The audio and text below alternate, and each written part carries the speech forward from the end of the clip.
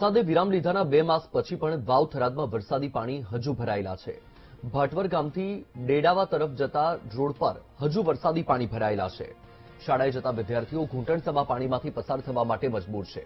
ચોમાસામાં પાછોતરા વરસાદના કારણે અનેક ગામોમાં પાણી ભરાયા હતા. પાણી નિકાલની વ્યવસ્થાના અભાવે હજુ સુધી પાણી નથી ઓસર્યા. પાણી ન ઓસરતા સ્થાનિકોને હાલાકી. દિવાળી વેકેશન ખુલતા શાળાના પહેલા જ દિવસે વિદ્યાર્થીઓને પાણીમાંથી પસાર થવું પડ્યું.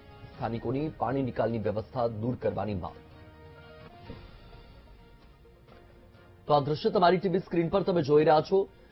ચોમાસા જેવા આ દ્રશ્યો છે. કમોસમી વરસાદે બનાસકાંઠાના ડીસા તાલુકાના ખેડૂતોની મહેનત પર તો પાણી ફેરવી દીધું હતું. તેની સાથે આ દ્રશ્ય તમે જોઈ રહ્યા છો કે જે વિસ્તારોમાં પાણી ભરાયેલા હતા હજુ સુધી એ પાણી ઓસર્યા નથી. વાવ થરાદના આ દ્રશ્યો છે. હજુ પણ ત્યાં પાણી ભરાયેલા છે. ભાટવર ગામથી ડેડાવા તરફ જતો આ માર્ગ જ્યાં તમે જોઈ શકો છો કે હજુ પણ રસ્તા પરથી જાણે કે નદી વહેતી હોય તે પ્રકારની સ્થિતિ છે.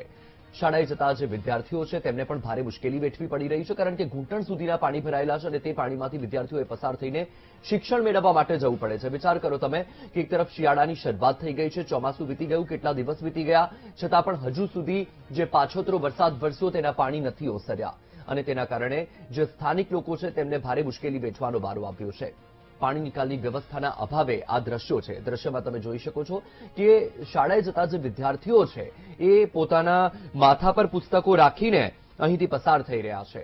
પાણી ન ઓસરતા સ્થાનિકોને ભારે મુશ્કેલી વેઠવાનો વારો આવી રહ્યો છે. તેની સાથે સાથે જે વિદ્યાર્થીઓ છે વિદ્યાર્થીઓને પણ ભારે અગવડ વેઠવી પડી રહી છે.